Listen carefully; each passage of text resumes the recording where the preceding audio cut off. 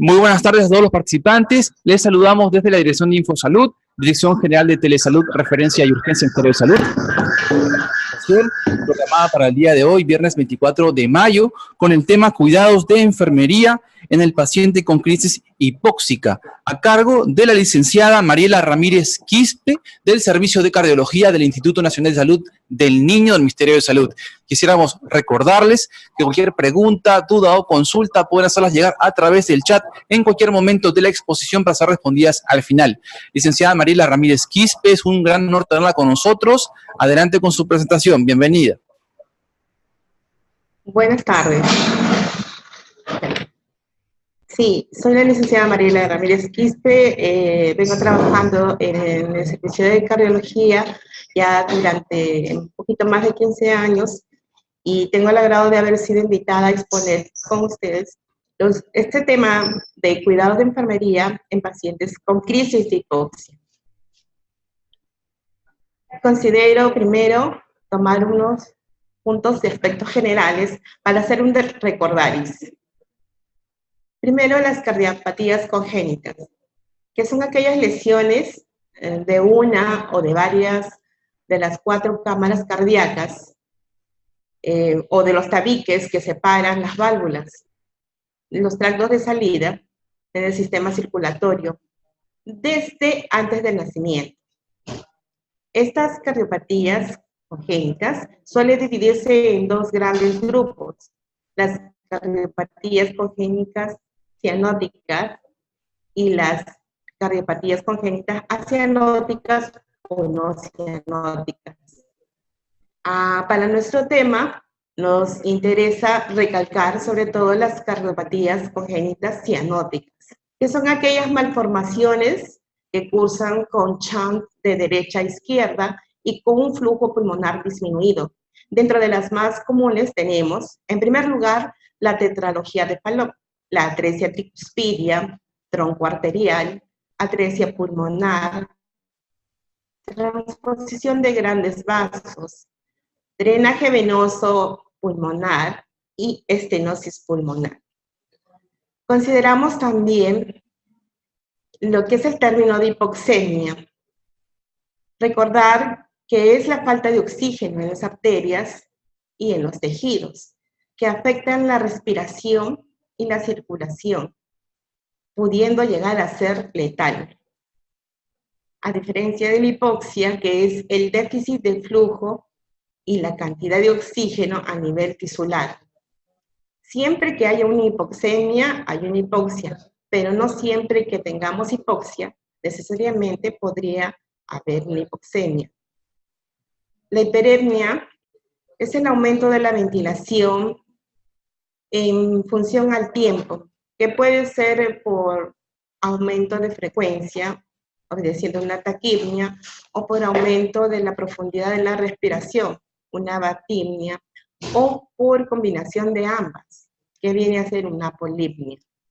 Recordar también lo que es una respiración acidótica, que es una respiración periódica, profunda y forzada. Usualmente se asocia con la acidosis metabólica severa, también conocida como la respiración Cheyne-Stokes. Otro punto muy importante también a recordar para nuestro tema necesario es el hipocatismo digital, que son aquellos dedillos en forma de palo de tambor que tienen estos niños cianóticos que padecen de estas cardiopatías congénitas específicas, donde se evidencia el agrandamiento de las falanges terminales, y en las manos y en los pies. La cianosis, que es la coloración azulada de la piel, boca, mucosas y lechos iguales, debido al aumento de la hemoglobina que está reducida.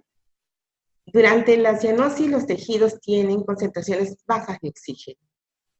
Una cianosis se divide en cianosis central o periférica. La central es cuando hay contaminación de la sangre arterial y la sangre venosa, y se evidencia en la boca, en la lengua y en las extremidades. Y la cianosis periférica aparece en las zonas distales, focalizadas, de manos y pies. Entrando ya de nuestro tema, tocamos lo que es la crisis de hipoxia. Es una complicación que se presenta en los pacientes con cardiopatías congénitas cianóticas y de flujo pulmonar disminuido, con ataques de profunda cianosis, una piel azulada, hiperventilación, decíamos, entre ellas la Stop, reducción del tono muscular, hay flacidez, disminución del nivel de conciencia, pudiendo llegar al síncope y convulsiones. También se consideran accesos de incremento en la cianosis de base, acompañada de alteraciones del sensorio, que se presentan en situaciones de incremento y que demanden consumo de oxígeno. Cualquier actividad que realicen este tipo de pacientes va a provocar una crisis de hipoxia. Por tanto, es considerado una gran urgencia médica. Se presenta en forma súbita, no necesita síntomas previos, o también pueden aparecer ellos. Desde recién nacidos, dependiendo de las cardiopatías, y principalmente en mayores de 3 meses de edad. Clínicamente se manifiesta por la taquimia, por la cianosis, decíamos el tono muscular disminuido, repercutiendo en el estado de conciencia, con la fijación de la mirada, ¿no? Pudiendo llegar al síncope en casos graves. Y una de las consecuencias más importantes para este caso es la acidosis metabólica. En los recién nacidos y lactantes con patología de Fallot, con severa obstrucción a la vía de salida, se presenta un conductor carioso permeable, el cual permite el flujo pulmonar. Por lo tanto, puede haber una buena saturación. Por eso, en ellos puede darse el caso de los llamados patologías de Fallot rosados. Pero esta, si llega a cerrarse, parcial o totalmente, reduce considerablemente el flujo pulmonar y sobreviene una crisis de hipoxia. Se presenta con mayor frecuencia durante las mañanas, al inicio de una actividad de un lactante, y puede durar de 15 a 60 minutos.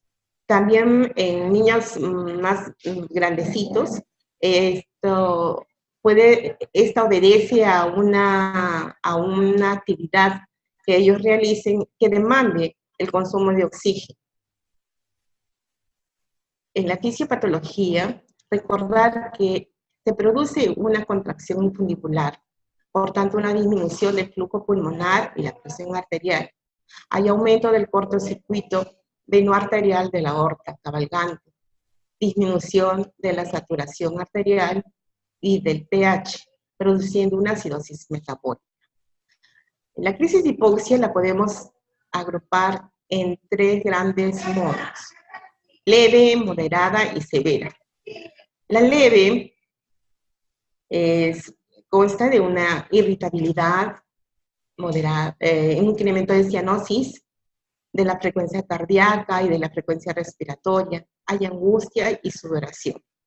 Este tipo de crisis puede ser tratado en un nivel primario. La crisis moderada, hay un mayor aumento de irritabilidad, incremento mayor de la cianosis, hay taquicardia, se produce polipnia, hay tiraje incluso y quejido inspiratorio, hipertonía y convulsiones. Esto sí debe ser tratada en un sitio de una atención hospitalaria, por lo menos de nivel 1. Y la crisis severa ya conlleva, además de estos síntomas, la lividez, bradicardia, apnea, flacidez, compromiso grave del sensorio y hasta un paro cardiorrespiratorio e inclusive llegar hasta la muerte. Retomando entonces, decíamos que se presenta en lactantes, ¿no?, a partir de 2 a 4 meses de edad, ¿no?, pues decíamos que 3, es una instalación súbita, o sea, de un momento a otro. Por eso hay que estar atentos en este caso de niños, padecen de estas cardiopatías cianóticas, y conocer bien, porque ya desde el modo de respirar, ya nosotros nos vamos dando cuenta en qué momento puede entrar a una crisis. Es matutina, a veces por el despertar, simplemente el hecho de despertar, el cambio de temperatura, ¿no?, de ambiente, sorprenderse. Esto también puede ser un estimulante, un desencadenante para que se produzca esa crisis de impulso. El consumo de oxígeno, decíamos, de acuerdo a las actividades que ellos realizan, si de repente caminan, si de repente tosen. Entonces, toda la actividad que demande un consumo de oxígeno va a producir esta crisis de tos. El aumento de la cianosis, se tornan más azulados, ¿no? Generalmente ellos tienen un tinte cianótico en los labios, en las mucosas, pero en el momento ya de incrementar una demanda de oxígeno y aproximarse a una crisis, se aumenta la cianosis marcadamente. Hay una hiperventilación, que es el cambio de la respiración, pudiendo llegar al 5. Por eso teníamos ahí en las diapositivas, donde se nota en la primera, los deditos de nuestra niña en forma de palillo de tambor, y de repente no se percibe bien, está con el saturómetro, pero ella está marcando una frecuencia cardíaca de 124 y una saturación de 52%. Ella solamente se había levantado de la camita, no llegó a desarrollar la crisis, la tenía controlada, es una niña grandecita, pero esa era su saturación, cuando ella manejaba un basal de 70 más o menos. Y en el extremo inferior muestra un miembro inferior de una bebé, también en crisis hipoxia, y cómo además de lo dicho, se presenta esta piel así, esa alteración tisular, que a veces le llamamos tipo marmoleado, ¿no?, característica también de este tipo de pacientes.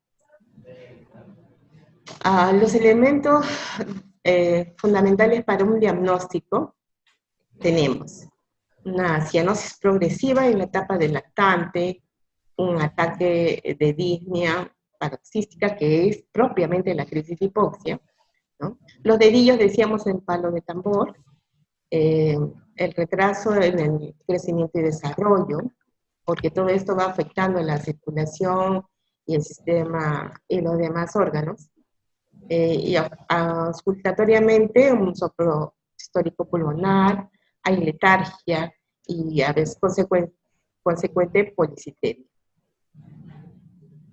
En el cuadro clínico decíamos que su inicio es súbito, hay disminución de la presión arterial, profundización de la cianosis, disminución del tono muscular, desviación de la mirada, fijan la mirada hacia arriba, ¿no?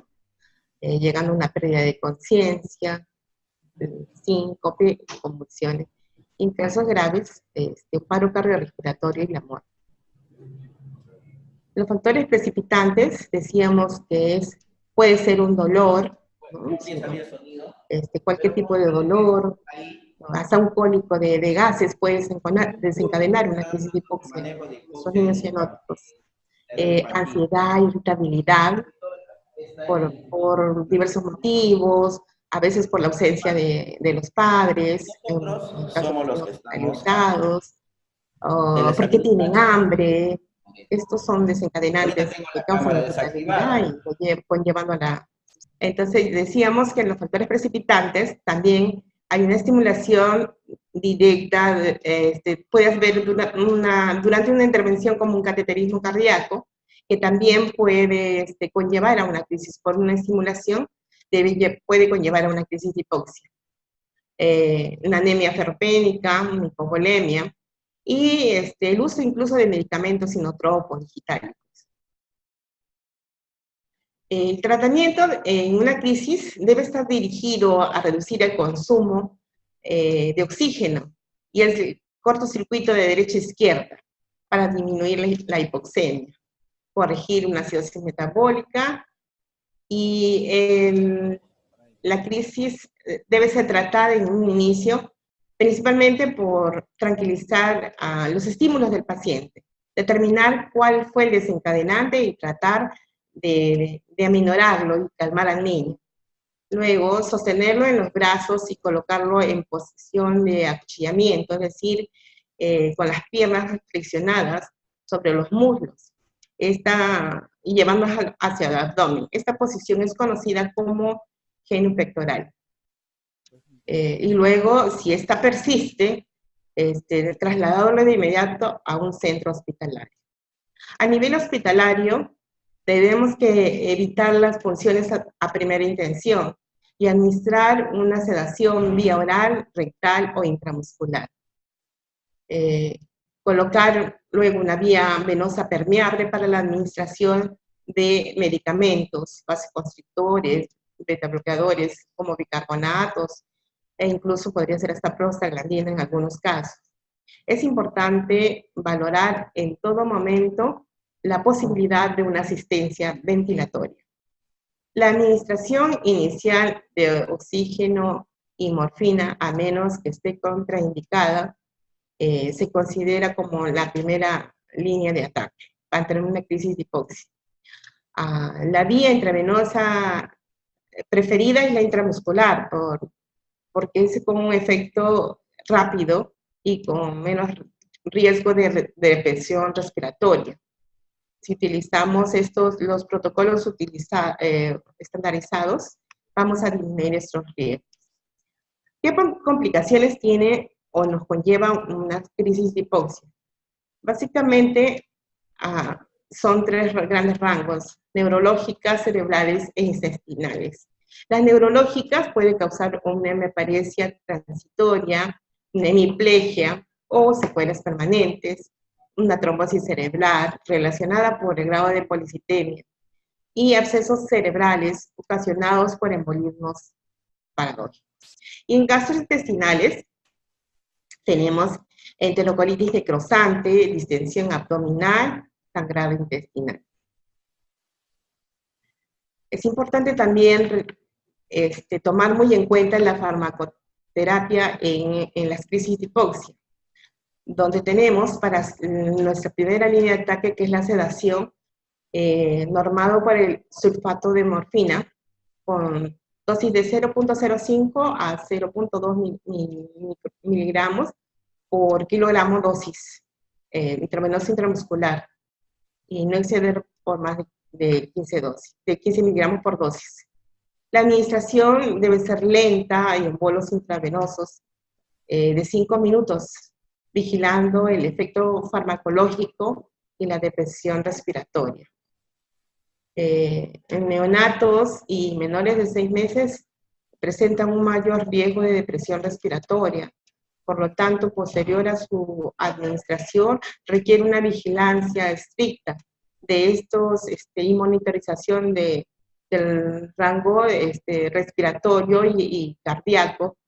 Tal es así que para menores de 1 mes, por lo menos hay que observarlo 9 horas, de 1 mes a 4 meses, 4 horas, y si es un prematuro, el chequeo y evolución se hará por 24 horas. La selección de la droga y cuánto debe ser la profundidad de la sedación depende y obedece a las necesidades individuales de cada niño. Para ansiólisis y sedación leve, usamos el midazolam vía oral, rectal e intravenosa. Acá en la institución solemos usar el midazolam por vía oral o intravenosa. Para procedimientos menos dolorosos, ¿no?, como para accesos vasculares, ¿no? También podemos usar la ketamina intramuscular o intravenosa. La analgesia y ansiólisis y sedación a bajos niveles puede intentarse con drogas de primera generación como la morfina y la meperidina. Decíamos que el midazolam es un fármaco seguro con propiedades sedativas, ansiolíticas, pero no analgésicas, y cuya dosis usamos de 0.05 a 0.10 gramos por kilogramo intravenoso. Se administra lentamente, ¿no? Su efecto es de 3 a 5 minutos y la duración que tiene este efecto es de 30 minutos a 1 hora. El aporte de oxígeno es recomendado con un fío de 0,40-0,50% que se logra a través de una aplicación de oxígeno directo por una mascarilla simple a 5 litros por minuto. Lo que se intenta es a veces no usar las cánulas binasales para tratar de disminuir los estímulos irritables en el niño. La ketamina produce un estado de sedación disociativa, caracterizado por una analgesia profunda, y la usamos por vía intramuscular intravenosa.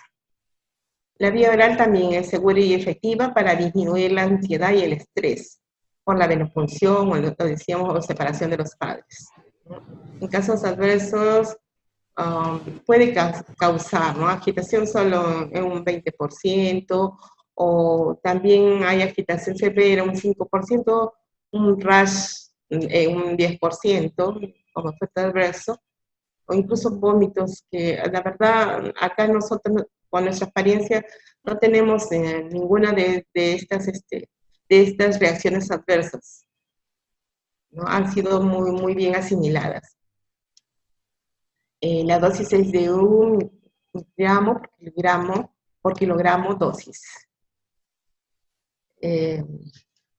La administración de la ketamina debe ser manejada en unidades que cuenten con monitoreo electrocardiográfico, presión arterial, saturación, monitoreo completo y hasta un equipo de reanimación.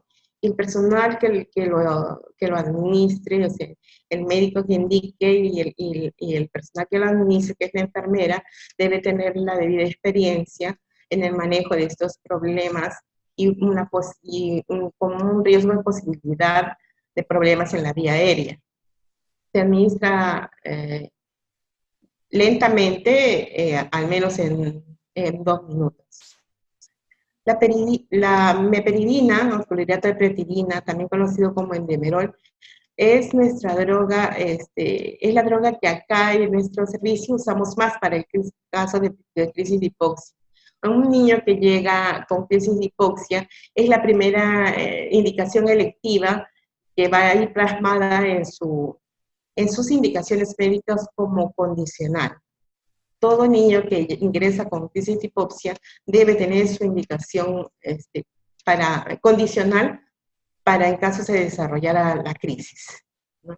Es muy bien asimilada, la dosis es de 1 gramo por kilogramo dosis. Sabemos que es un narcótico analgésico que actúa como depresor del sistema nervioso central. La administración que nosotros hacemos es vía intramuscular y también endovenosa. También usamos alfa-adrenéticos como el clorhidrato de etilenglicina, que es el Efortil, ¿no? Que es una medicina que nos va a ayudar, es un estimulante circulatorio y va a aumentar la resistencia vascular sistémica para disminuir la hipoxia. Bicarbonato de sodio también es otra de las drogas selectivas, ¿no? Cuando ocurre una crisis de hipoxia, y en la dosis de 1 o 2 miliequivalentes por kilogramo dosis endovenosa. Es para mayormente la corrección de la acidosis metabólica que se establece posterior a la crisis de hipoxia. Por una vía endovenosa que esté permeable y asegurar que esta vía sea buena, ¿no? y gruesita, porque en caso de extravasación puede causar necrosis tisular, esfacelación, además de una nula respuesta farmacológica. Los beta bloqueadores tenemos el propanolol, que más es un caso de preventivo, ¿no? Por vía oral de 1 a 2 miligramos por kilogramo dosis cada 8 horas. está contraindicado en pacientes con reactividad bronquial. El manejo de crisis de hipoxia leve, ¿no?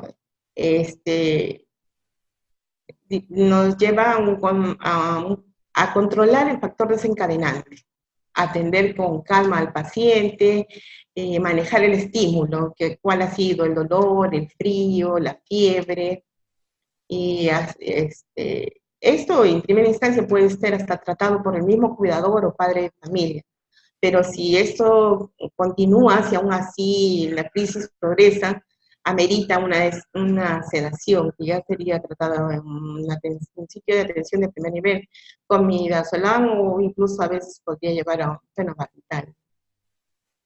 Incrementar la resistencia vascular sistémica a través de la posición genopectoral, que es retrayendo las piernitas hacia el abdomen, que esto favorece, ¿no?, a la resistencia vascular. Mejorar la presión arterial a través de la infusión de hidratación con cloruro de sodio. Y luego puede continuarse por bolos, ¿no?, de 10 a 20 hasta 60, y luego podría continuar una deshidratación venosa. Y reducir el consumo de oxígeno. Para ello podemos apoyar con un oxígeno suplementario por mascarilla, pero que está indicado también considerando, a veces lo objetan porque hay consideraciones que contraindican, por ejemplo, en el caso de falo extremo. El manejo de crisis de hipoxia moderada, tenemos que evitar las punciones de primera intención. Por eso usamos la sedación vía oral. Asegurar la permeabilidad de la vía aérea. La administración inicial de oxígeno y morfina, a menos que sea indicada, se considera como primera línea de manejo en la crisis de hipoxia. O sedación con la petirina, que es lo que, como le decíamos acá en nuestra institución, estamos usando. Siempre hemos usado desde hace mucho la petirina y la ketamina, ahora la estamos usando también con mayor incidencia. Mantener la hidratación, la monitorización. Este monitor, por ejemplo, refleja en el caso de una niña que justo estaba en un momento de crisis, monitorizada ella, y vemos cómo la tendencia bradicardia, ¿verdad?, a 79 por minuto, la saturación 21%, estaba en plena crisis. Y mantener un reposo gástrico hasta superar la crisis. El monitoreo de las funciones vitales, colocar la vía venosa permeable, decíamos, para asegurar una administración medicamentosa efectiva, ¿no? La vía intravenosa es preferida a la intramuscular por su rápido efecto, pero existe, como decíamos, el riesgo de depresión respiratoria. Usamos también la infusión de bicarbonato para compensar la acidosis. Y preparamos siempre un equipo de apoyo ventilatorio para una posible intubación en caso de ser necesario. Por tanto, mantener nuestro coche de reanimación para RCP a la mano. Podríamos concluir que el personal de enfermería debe estar capacitado en la atención de estos niños, que requiere un reconocimiento precoz de los signos y síntomas en los episodios cianóticos para una intervención eficaz y oportuna en el manejo para la condición de salud del niño. Otro punto que podríamos concluir es cualquier situación de atención de salud es un factor de estrés para el niño y para su familia. Por lo tanto, en el niño cianótico se debe considerar como un factor de riesgo. Una evaluación, un control, estar alertas y atentos para no desencadenar un riesgo y provocar una consecuente crisis. Saber que cualquier situación que aumente la frecuencia cardíaca o disminuya la presión arterial va a provocar una crisis. por tanto está la alerta a estas, ¿no? Cualquier actividad que el niño demande, aumento la frecuencia cardíaca. Decimos una actividad menor para nosotros, pero para estos niños puede ser un desencadenante de crisis. Y finalmente, educar al padre o cuidador, que es el que está permanentemente con el niño. Justo en la primera etapa, que es cuando nosotros debemos alcanzar los primeros síntomas para evitar un desencadenante consecuente y que podría ser fatal. Bien, eso es cuanto he podido yo aportarles hoy día.